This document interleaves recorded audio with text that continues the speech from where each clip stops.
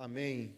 Vamos dar continuidade ao estudo que nós temos feito, irmãos, em Êxodo capítulo de número 24. Diz assim o texto da palavra de Deus.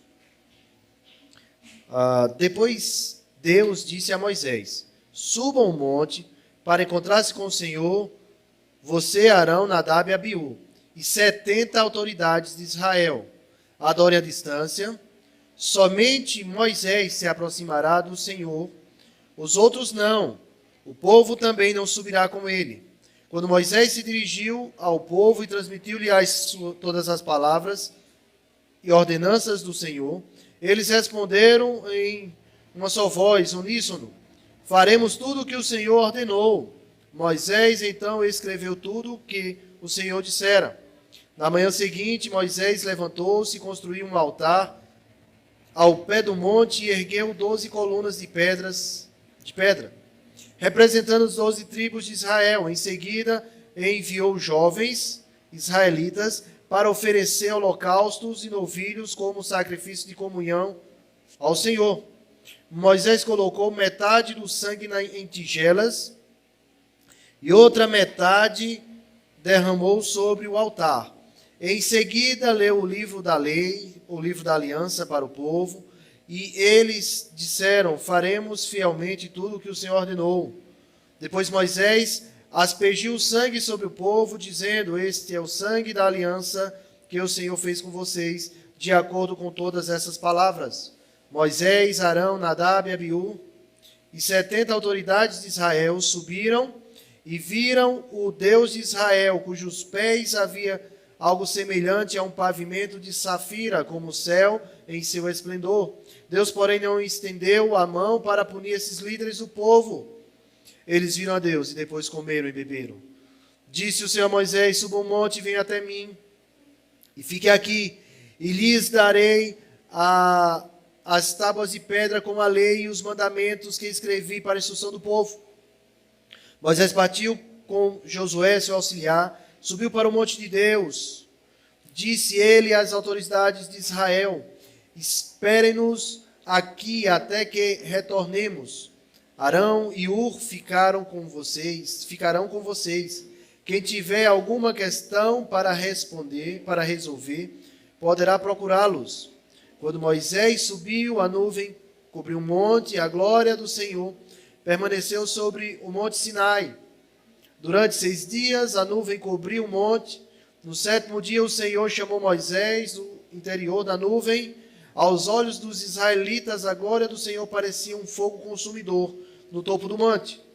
Moisés entrou na nuvem e foi subindo o monte, permaneceu no monte 40 dias e 40 noites. Vamos orar a Deus em nome de Jesus. Abre nosso entendimento e coração para compreender a Tua palavra nessa noite.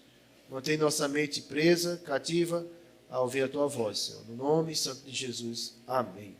Queridos, nós temos dado continuidade ao estudo do livro de Êxodo. Nós vimos semana passada aqui, no Êxodo, no capítulo número 23, sobre o Senhor cuidando do seu povo, mandando o seu anjo ir à frente do seu povo para conduzir naquela caminhada, naquela jornada.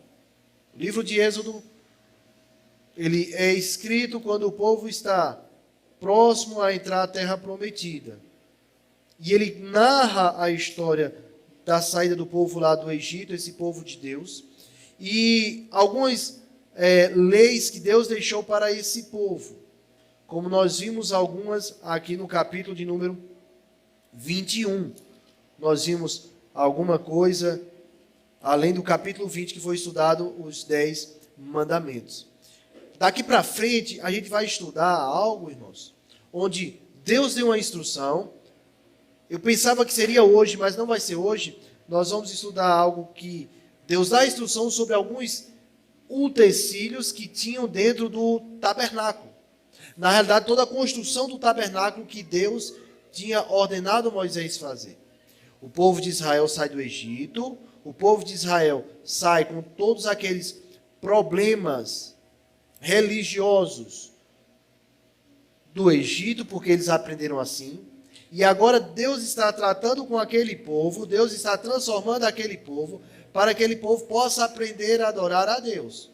Nós vimos aqui há semanas passadas sobre a lei de Deus, os 10 mandamentos, como é conhecido como as 10 palavras, onde Deus fala para o povo como quer ser adorado, como é sua relação com Deus, como é sua relação com o próximo. Então, Deus está moldando aquele povo para que aquele povo possa servi-lo da melhor forma. Nessa caminhada pelo deserto, Deus dá a lei ao seu povo, chama a sua liderança, em especial Moisés, para detalhar cada passo, dando as orientações necessárias para que o povo pudesse andar nos caminhos do Senhor, para que o povo pudesse servir a Deus da melhor forma.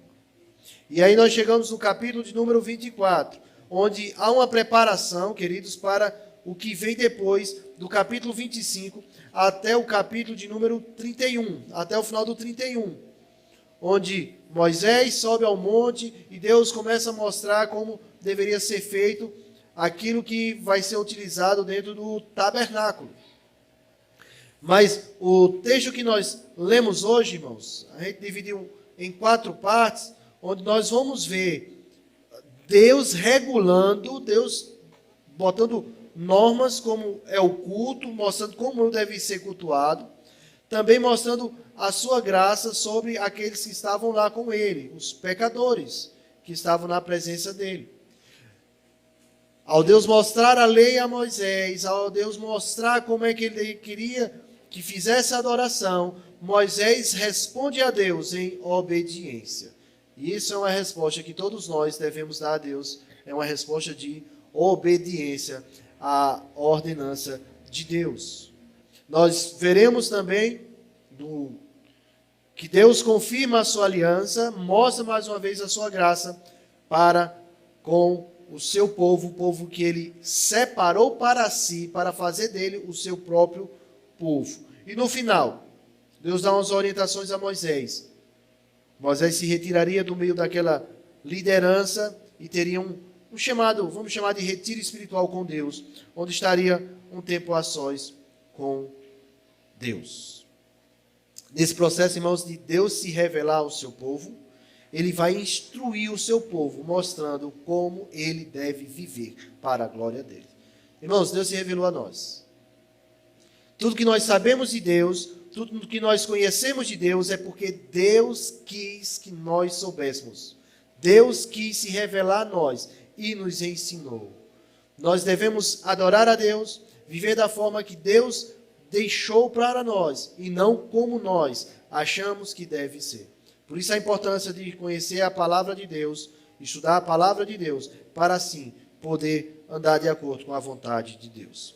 Irmãos, do versículo 1 até o versículo de número 3, nós vamos ver Deus regulando, Deus botando umas normas como seria para prestar culto a Ele.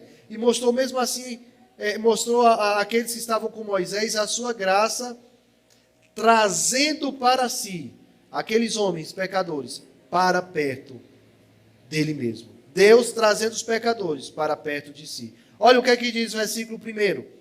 Depois Deus disse a Moisés, depois daquilo que nós vimos semana passada, onde Deus falou que o seu anjo estaria à frente, que Deus estaria à frente do seu povo e dando as orientações. Depois de tudo isso, Deus disse a Moisés, suba o monte para encontrar-se com o Senhor. E Deus disse que ele deveria subir. Você, Moisés, Arão, o irmão dele, os filhos de Arão, Nadab e Abiú, e 70 autoridades de Israel. E o texto continua, adorem à distância. Somente Moisés se aproximará do Senhor, os outros não, o povo também não subirá com ele. Quando Moisés se dirigiu ao povo, lhes transmitiu todas essas palavras e ordenanças do Senhor. Eles responderam de uma voz só, uníssono, faremos tudo o que o Senhor ordenou. Queridos, no capítulo de número 19, Moisés já manda o povo se preparar, porque Deus vai falar. Deus desceria naquele monte, e no Monte Sinai, e ali Deus se revelaria ao povo. Mas a situação foi espantosa, irmãos. Se colocou uma cerca no monte, onde as pessoas não poderiam passar, até um animal que se passasse daquele cercado, ele seria morto. E houve terremoto, houve fogo, e as pessoas ficaram com medo, muita fumaça. E Deus falou dentro daquilo tudo que estava acontecendo. E as pessoas temeram. E disseram: Moisés, fala tu com ele em nosso lugar. E agora Deus chama Moisés e diz: o povo não vai. O povo não passa do limite. O povo não deve ir. Mas Moisés vai com seu irmão, com seus sobrinhos e as autoridades de Israel. Deus chama para si aqueles homens que representavam todo o povo, a autoridade, para que eles pudessem ouvir de Deus, para que eles pudessem ter instrução de Deus, em especial Moisés, mas que eles pudessem ter aquele contato com Deus. Só que Deus coloca, irmãos, uma regra para Moisés bem clara. Deus chama aquele povo para adorar a Deus, para lhe prestar culto. Deus chama Moisés, seu irmão, os filhos do seu irmão e aqueles 70 homens para prestar culto. O povo, de uma maneira geral, não. Mas diz: adorem à distância. Versículo 2. Somente Moisés se aproxima.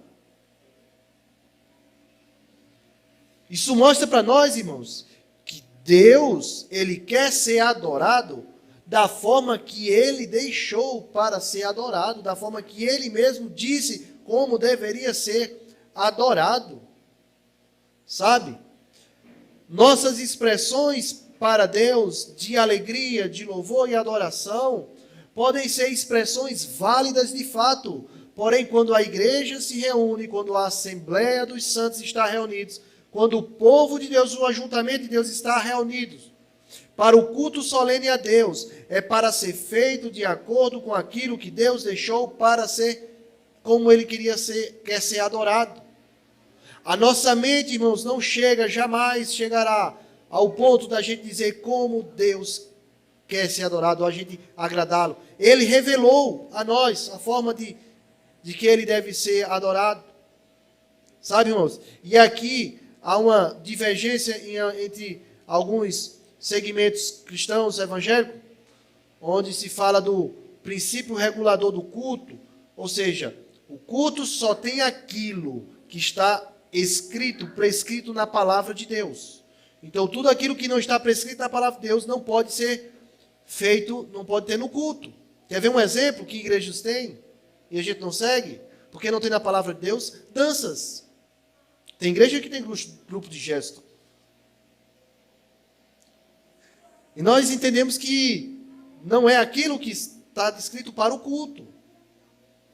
Talvez em outro momento, numa situação de evangelização, e não no culto da comunidade, se reunir para prestar culto a Deus, seja válido, sem problema. Mas quando o povo se reúne para prestar culto a Deus, a gente entende que ali não seria algumas coisas não válidas. Mas existem outros segmentos cristãos que eles falam sobre o princípio normativo do culto. Enquanto o princípio regulador do culto o culto só deve ter aquilo que a Bíblia diz que deve ter. Aqueles que falam mais do princípio normativo do culto vai falar que aquilo que a Bíblia não proíbe pode-se ter no culto. E aí insere outras coisas. O fato é, irmãos, que nós vemos pelo Antigo Testamento que aqueles que não adoraram a Deus da forma que Ele disse que deveria ser adorado, eles sofreram consequências. Isso mostra que Deus quer ser adorado de uma forma que Ele deixou para nós. Nós vimos aqui, irmãos, no segundo mandamento, dentre aqueles 10 mandamentos, onde diz que não devemos adorar a Deus com qualquer tipo de coisa ou imagem que seja feita para representar a Deus. Deus não quer ser adorado dessa forma, irmãos. Então Deus diz qual é a forma que Ele quer ser adorado. Então não é a nossa mente que define como é que nós vamos adorar a Deus, mas sim a palavra de Deus. Por isso, como nós falamos, Deus instrui o seu povo na sua caminhada para que cada vez mais caminhe ao lado de Deus, fazendo aquilo que agrada a Deus.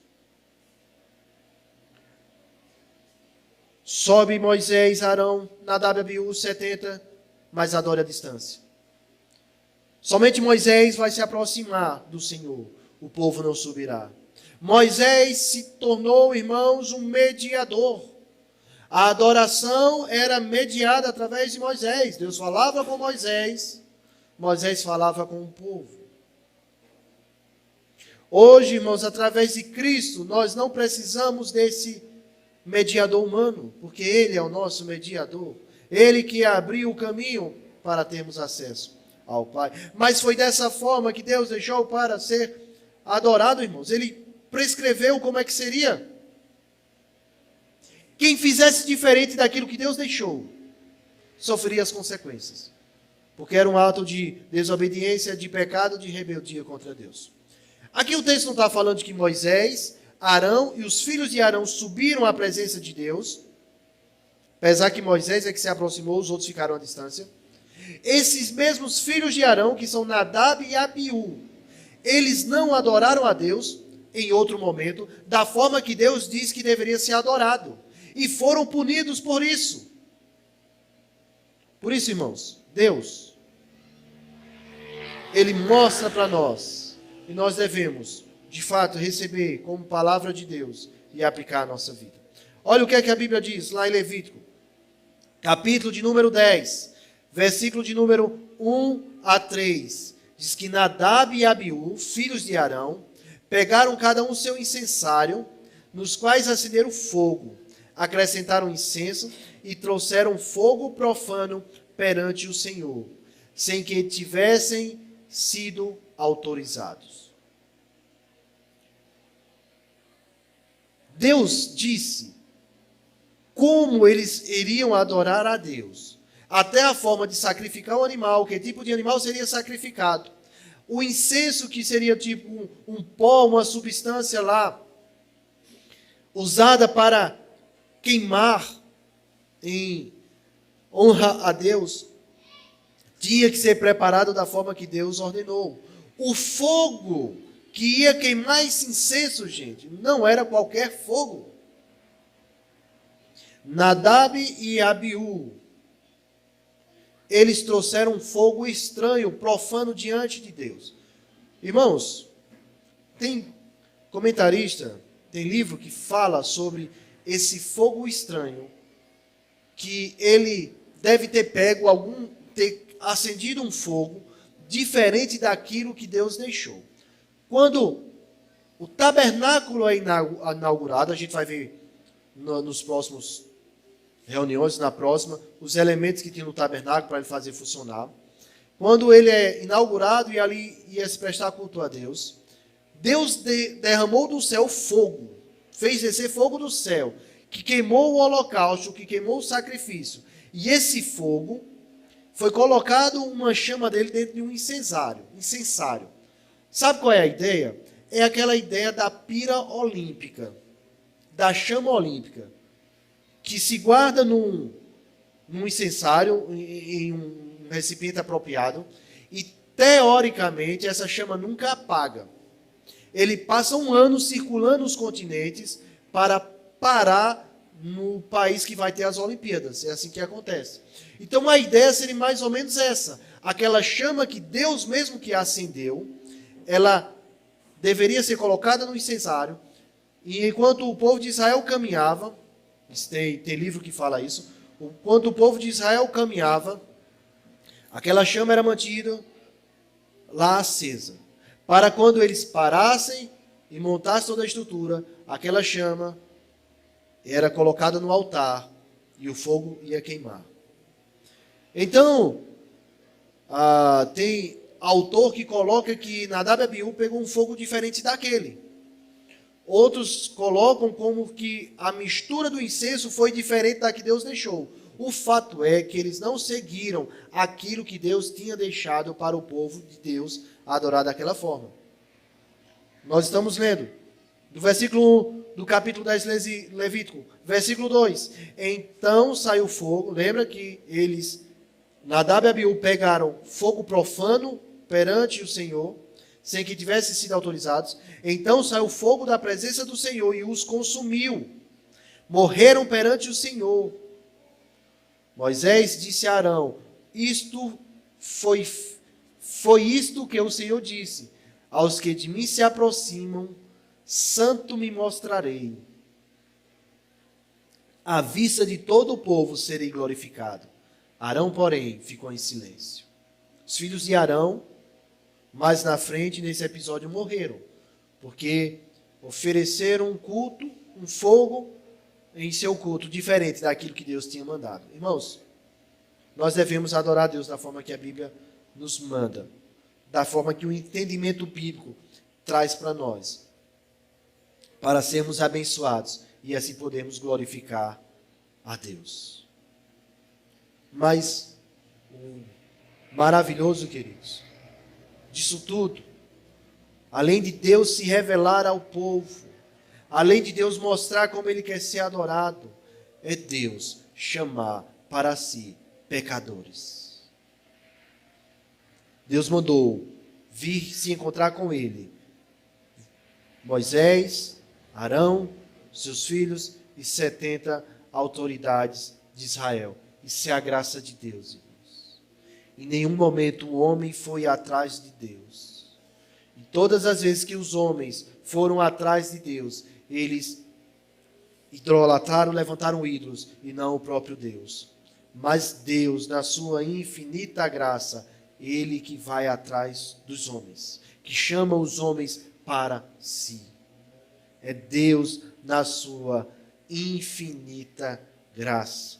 Lembra quando Adão peca? E Deus que vai para Adão e diz: onde você está?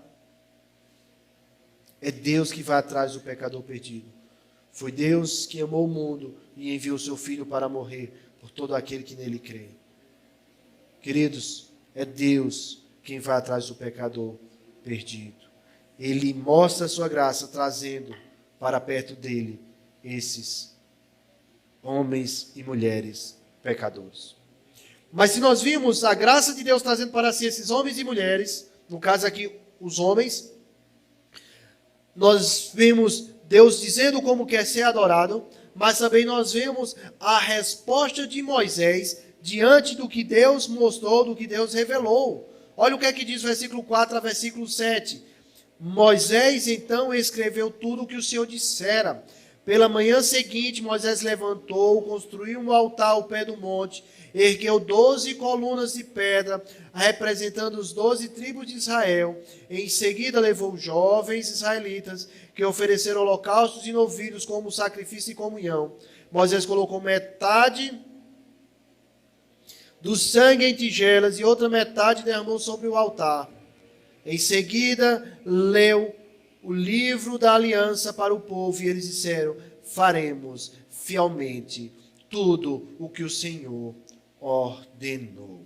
Moisés foi fiel, obediente a Deus, irmãos, colocando diante do povo as palavras de Deus, para que o povo pudesse adorar a Deus. Lá num dos últimos livros da Bíblia, o escritor da carta aos Hebreus fala o seguinte, que Moisés foi fiel. Hebreus 3:5, Moisés foi fiel como servo em toda a casa de Deus, dando testemunho do que haveria de ser dito no futuro. Moisés foi fiel, obediente a Deus, queridos. Qual é a resposta nossa a Deus, a sua palavra? É a obediência. Isso mostra que nós compreendemos que nós queremos, de fato, participarmos de sua santidade, sermos santos como Ele é santo. Mas o interessante, irmãos, que o povo também se compromete a obedecer a Deus. Versículo 7 diz: após Moisés ler o livro da aliança para o povo diz: faremos fielmente tudo o que o Senhor ordenou. A resposta do povo a Moisés é uma resposta assumindo o compromisso de obedecer. Mas o povo não obedeceu. Nós estamos falando daquele mesmo povo, irmãos, que é retirado do Egito com a mão estendida e poderosa de Deus, mostrando aqueles sinais e maravilhas, mas 3 dias depois eles estão reclamando, porque não tem água, porque não tem comida, porque não tem pão. O povo que viu o poder de Deus, seu braço estendido, 3 dias depois está resmungando, sem confiar nesse Deus. É esse povo que aqui diz que vai fazer tudo, vai obedecer fielmente o que o Senhor ordenou. É aquele mesmo povo que, como Romualdo pregou aqui, dizia que era melhor ser escravo no Egito, porque lá tinha comida, porque lá tinha fartura, e é mentira que eles eram escravos. Eles não eram trabalhadores, eles eram escravos. Irmãos, e o povo falhou. Mas na frente a gente vai ver que achavam que Moisés tinha morrido. E aquilo que Deus mandou não fazer, aquele povo vai e faz, que foi um bezerro de ouro. Foi uma imagem, um ídolo que eles fizeram para adorar. O povo que disse, que assumiu o compromisso perante Deus, perante Moisés, de fazer fielmente o que o Senhor ordenou. Sabe o que mostra para nós, irmãos? Israel como filho de Deus, que era para ser o filho obediente de Deus, ele não obedeceu a Deus. E aí a gente vai ver toda a história do povo de Israel. Isso mostra também que eu e você, se formos ficar presos ou achando que a nossa vitória diante de Deus, ou que nós ficarmos juntos diante de Deus e pé diante de Deus é por causa da nossa obediência, é engano, porque nós não somos obedientes como deveríamos ser. O que nos sustenta é a graça de Deus, irmãos. Não é a nossa obediência, é a graça de Deus. Todos nós falhamos. O que faz você estar em pé diante de Deus e ser salvo, não é porque você é obediente, é porque Deus, na sua infinita graça, salvou você. E está lapidando a sua e a minha vida, de forma a parecermos cada vez mais com Jesus Cristo. E aqui na terra nós não chegaremos ao máximo, mas um dia na presença dele, nós não teremos mais pecados. Israel, como filho obediente, não conseguiu seguir os caminhos de Deus. Jesus, como filho obediente. Mateus usa aquela expressão que o profeta Oséias diz, que eu chamei o meu filho do Egito chamei o meu filho.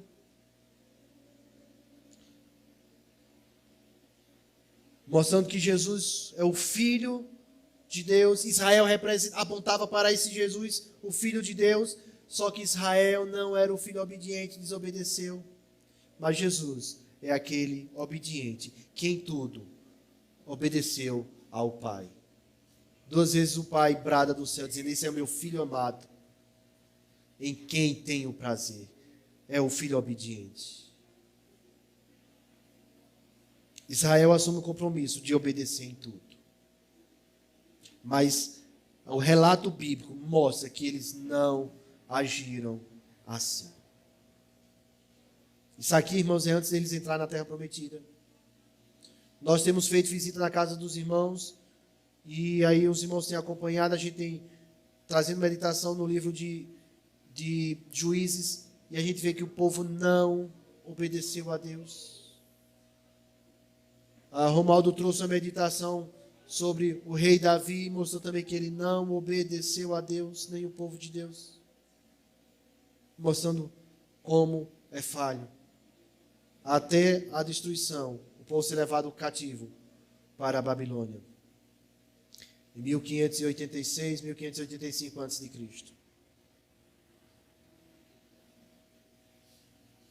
Moisés busca obedecer a Deus e a resposta dele é obedecendo a Deus e apresentando os mandamentos de Deus ao povo, mostrando ao povo a lei do Senhor. Mas aí Deus vem e confirma com Moisés a aliança que fez com o seu povo. Mais uma vez, Deus revela a sua graça. Nós vimos Deus chamando Moisés e a liderança para si, para adorá-lo. Nós vemos Moisés instruindo o povo acerca das coisas de Deus. O povo dizendo que vai obedecer a Deus, coisa que a gente vai ver que não aconteceu. E agora nós vemos Deus confirmando a sua aliança, o pacto que fez com o seu povo. Versículo 8 a 11. Depois Moisés aspergiu sangue sobre o povo, dizendo: este é o sangue da aliança que o Senhor fez com vocês, de acordo com essas palavras. Moisés, Arão, Nadab, Abiú e 70 autoridades de Israel subiram, aquilo que Deus tinha mandado, e viram o Deus de Israel, cujos pés havia algo semelhante a um pavimento de safira, como o céu em seu esplendor. Deus, porém, não estendeu a mão para punir esses líderes do povo de Israel. Eles viram a Deus e depois comeram e beberam. Queridos, só para a gente entender bem direitinho, essa questão deles verem a Deus não foi de face a face. Talvez eles viram aqui essa parte do pavimento, onde ficam os pés de Deus, que parecia o céu em seu esplendor. Mas eles estavam, de alguma forma, na presença de Deus. Ninguém esteve face a face com Deus. Moisés falava com Deus, ele viu a bondade de Deus, mas encarar, irmãos, nenhum de nós, pecadores, nessa condição, podemos estar na presença de Deus. Então esses homens viram a glória de Deus, viram o esplendor de Deus. Mas o versículo 8 fala que depois o povo assumiu o compromisso, né? Moisés, lembra, Moisés aspergiu o sangue, ele tinha derramado parte do sangue, né? O versículo 6 diz, sobre o altar, na tigela. E ele aspergiu o sangue sobre o povo, dizendo que o sangue é a aliança, este é o sangue da aliança que o Senhor fez com vocês, de acordo com essas palavras. Deus entrou em acordo, em aliança com o povo. Foi Deus que sempre tomou a iniciativa de ir atrás do povo e fazer uma aliança. Foi Deus, queridos. E uma aliança, um contrato, um acordo, onde as duas partes se comprometem a cumprir esse acordo. Deus tinha feito uma aliança lá com Abraão em Gênesis capítulo 15, Gênesis capítulo 17, a confirmação da aliança que ele faz no capítulo 15. E era o costume da região lá onde Abraão vivia, nessa época, de abrir os animais e fazer meio que um corredor nesses animais que serviam como testemunhas para o acordo, para o pacto, para a aliança. E as duas partes passavam por esse corredor, dizendo que estava de acordo com essa aliança. E a Bíblia mostra que Abraão estava no sono, estava dormindo, e Deus passa por esse corredor, ou seja, Deus assume o compromisso de cumprir a parte dele da aliança que ele faz conosco. E Moisés lembra dessa aliança. Irmãos, Deus faz uma aliança com Israel e Israel diz: nós cumpriremos fielmente o que o Senhor ordenou. Israel falhou. Deus faz uma aliança de obras com Adão, chamado Pacto de Obras, onde Adão tinha o compromisso de não comer daquela árvore do conhecimento do bem e do mal, e Adão falhou. Com o povo de Israel, Deus assume também, faz um pacto, um compromisso, uma aliança, para que o povo ande de acordo com a vontade de Deus. Mas ninguém consegue, irmãos, por meios próprios, por sua própria força, andar nos caminhos de Deus, se não tiver a ação de Deus, do Espírito Santo sobre ele. Essa aliança, queridos, apontava para algo maior que estava por vir. Porque o homem não era capaz de cumprir, mas lá na frente Deus já tinha feito uma promessa. Lá para frente tinha uma promessa. Aquela mesma promessa que Deus fez a Adão e Eva, que da semente de Eva iria surgir aquele que iria esmagar a serpente. Essa aliança apontava para um futuro, uma aliança nova que Deus ia fazer. Séculos depois, anos depois, Deus usa o profeta Jeremias e ele profetiza acerca dessa aliança, uma aliança eterna. Porque essa aliança aqui, essa antiga aliança, ninguém era capaz de cumprir. Um cumpriu. Só um. Que essa pessoa se chama Jesus Cristo. Mas essa aliança apontava para algo que viria.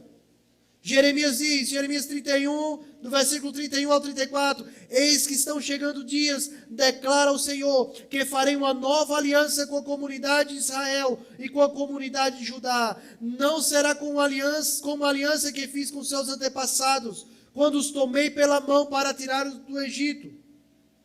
Porque quebraram a minha aliança, apesar de eu ser Deus dele, diz o Senhor. Eles quebraram a aliança. Eles violaram, não cumpriram a parte dele do pacto, do acordo. Essa é a aliança que farei com a comunidade de Israel. Depois daqueles dias, declara o Senhor, porei a minha lei no íntimo do coração deles, e escreverei em seus corações. Serei o seu Deus, e eles serão o meu povo.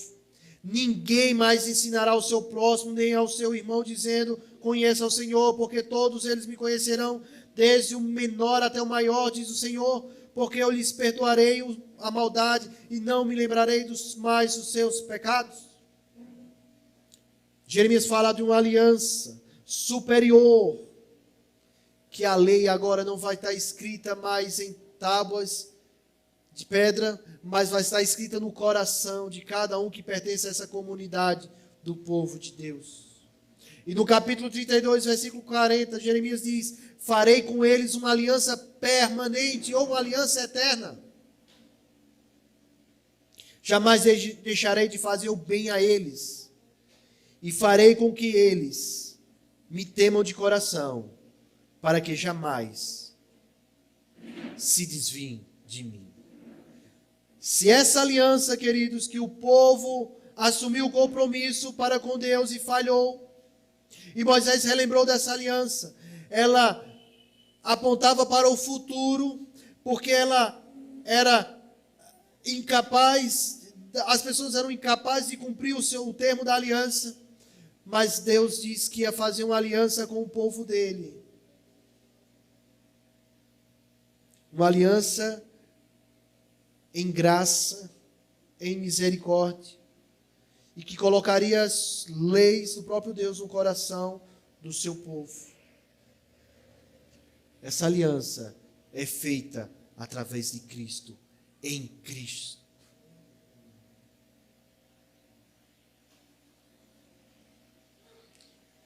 Um homem conhecido como príncipe dos pregadores, Charles Spurgeon, ele falando sobre essa aliança eterna, ele dá algumas razões, dizendo por que essa aliança é eterna. Ela diz que a primeira razão é porque é uma aliança eterna, ela é eterna, é porque ela é feita conosco em Cristo. A aliança das obras foi feita com a raça humana, com o primeiro Adão. Mas Adão era falho, pecou, fracassou rapidamente. Essa nova aliança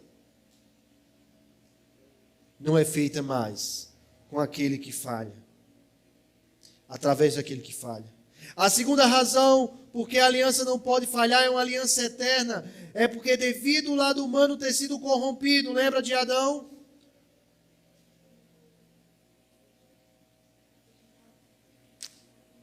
O homem falha em cumprir a sua aliança, mas essa aliança que Deus fez, ela é eterna, porque ela foi feita em Cristo.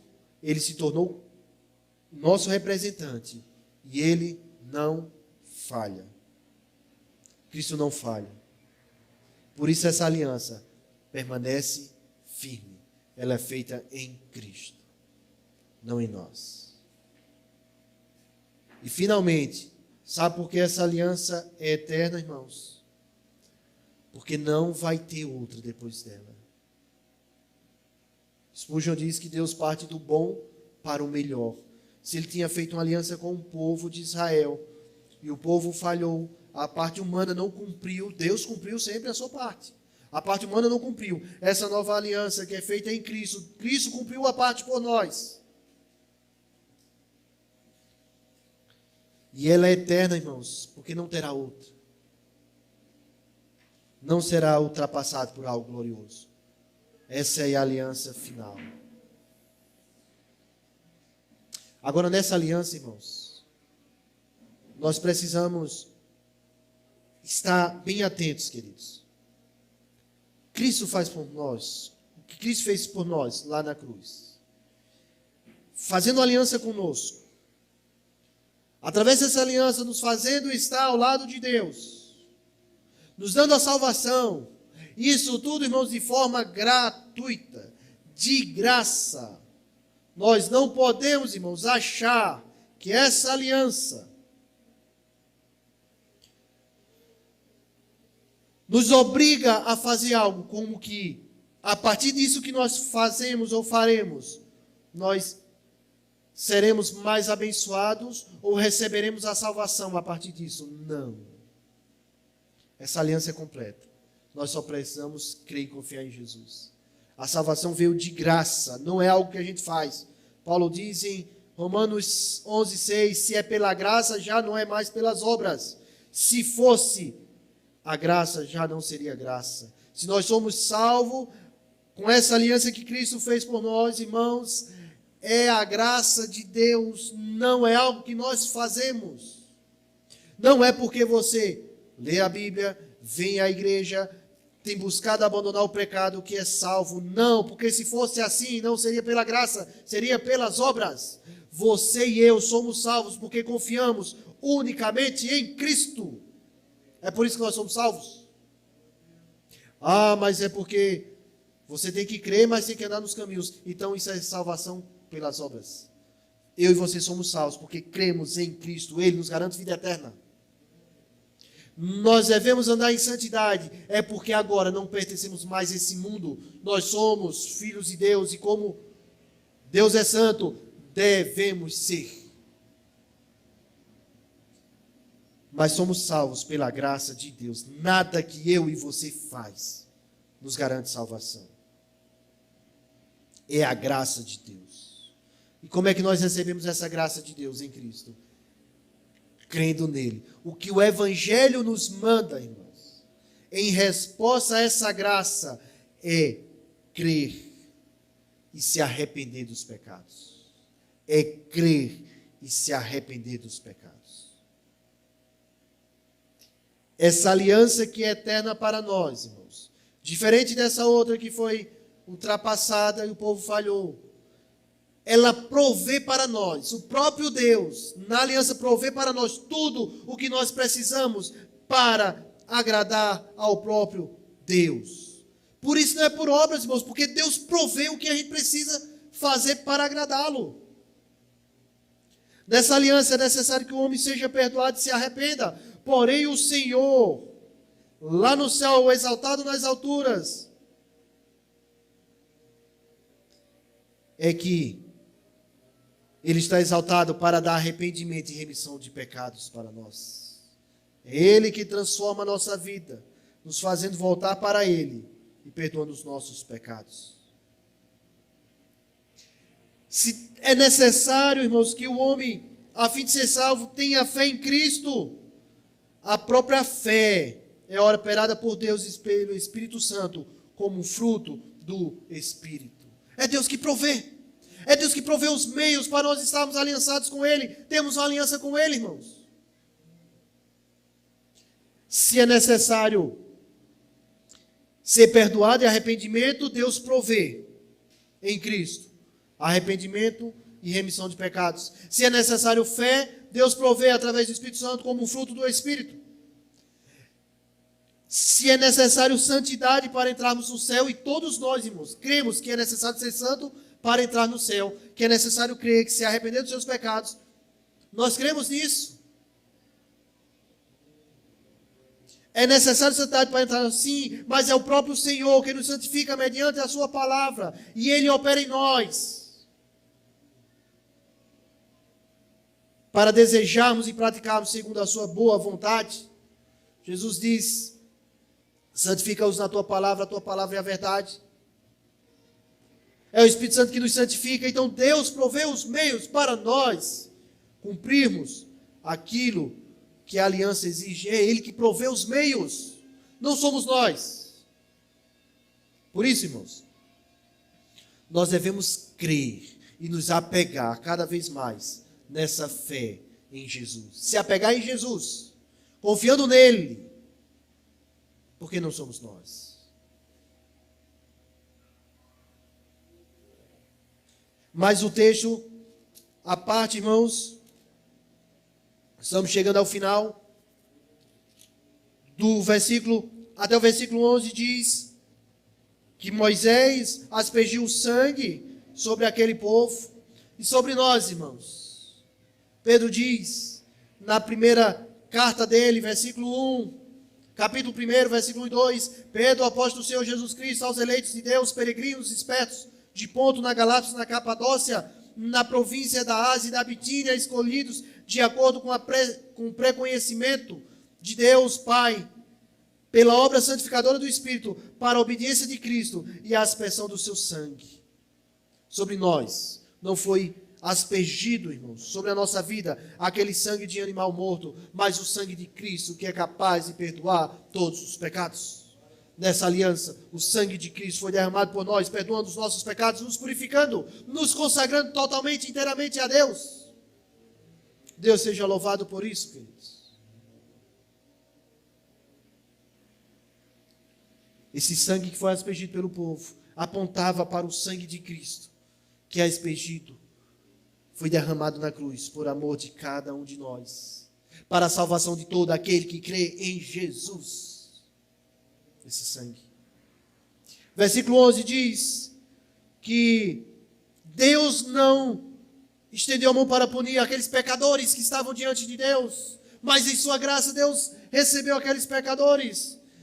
E ao invés de eles serem punidos, não, eles viram a Deus, comeram e beberam. Era normal celebrar aliança, irmãos, com comida. Ainda hoje nós celebramos, nós nos alegramos com alimento, não é isso?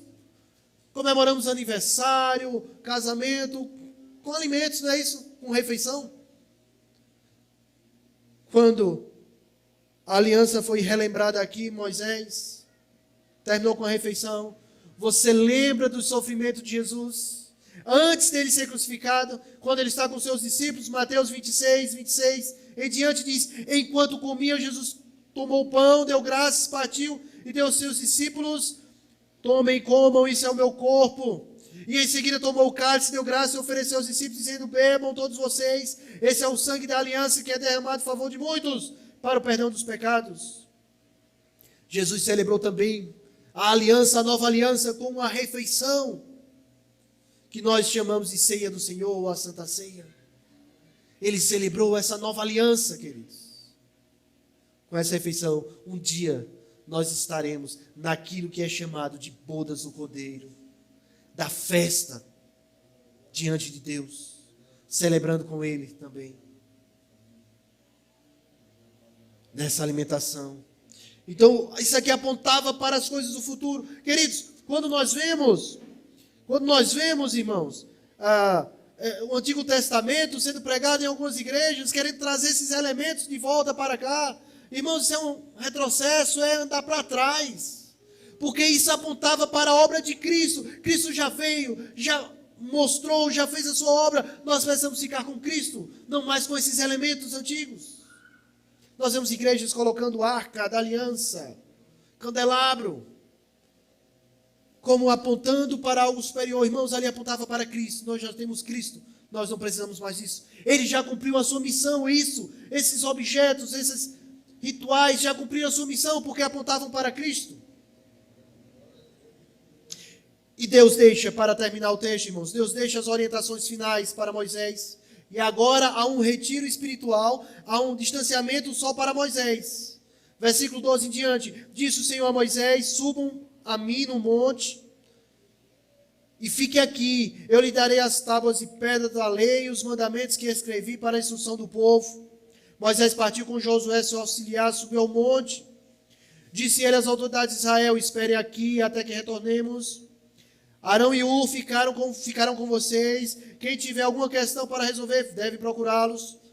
Quando Moisés subiu, a nuvem cobriu o monte. A glória do Senhor apareceu sobre o monte Sinai. Durante 6 dias a nuvem cobriu o monte. No 7º dia, o Senhor chamou Moisés no interior da nuvem. Aos olhos dos israelitas, a glória do Senhor apareceu como fogo consumidor no topo do monte. Moisés entrou na nuvem e foi subindo o monte. Permaneceu no monte 40 dias e 40 noites. Moisés teve seu retiro com Deus, seu momento a sós com Deus, recebendo instruções sobre diversos aspectos da vida do povo. Sobre as instruções do tabernáculo que nós vamos ver no próximo culto. O povo ficou com expectativa do que deveria acontecer. O povo aguardava com ansiosidade, com alegria, com esperança. Porque viram Moisés entrar na presença de Deus com fogo, com fumaça, com maravilha. E lá ele permaneceu 40 dias e 40 noites. Esse número aqui, 40, irmãos, não é necessariamente 40 dias. É uma forma de dizer de forma arredondada, não necessariamente 40 dias. Para nós não importa a quantidade de dias. O que importa é que Deus chamou Moisés e revelou a Moisés para dizer aquilo que o povo precisava ouvir. Mas se Moisés teve esse privilégio de permanecer isso na presença de Deus, e a Bíblia diz que a face de Moisés brilhava devido a esse encontro com Deus, nós temos um privilégio muito maior, é de permanecer para sempre na presença de Deus, através de um caminho que foi aberto, através da morte de Cristo. O escritor aos Hebreus diz, no capítulo 10 da carta, versículo 19 a 22, diz: portanto, irmãos, temos plena confiança para entrar no Santo dos Santos pelo sangue de Jesus, por um novo e vivo caminho que ele abriu por meio do véu, isto é, do seu corpo. Temos, pois, um grande sumo sacerdote na casa de Deus. Sendo assim, aproximemo-nos de Deus com um coração sincero e com plena convicção de fé, tendo os nossos corações aspergidos, para nos purificar de uma consciência culpada e tendo os nossos corpos lavados pela água pura. Por causa de Cristo, nós podemos estar na presença de Deus, permanecer na presença de Deus, por causa de Cristo. Queridos, nós vimos esse texto que aponta lá na frente para Cristo, para a obra de Cristo, para a aliança de Cristo. Algumas aplicações nós podemos tirar para nós. Primeiro, é que quem dita, instrui, rege a vida do povo dele, conforme ele quer, é Deus. Até os aspectos da adoração, tudo, irmãos. Ele dita qual é a forma que deve caminhar o povo de Deus, irmãos. Nós devemos estar submissos a Deus cada vez mais, porque assim estaremos dentro da sua vontade. Deus mostra qual passo nós devemos tomar numa vida com Ele. 2, guarde no seu coração que esse Deus que fez uma aliança conosco, Ele mesmo provê tudo o que é necessário para o cumprimento dela.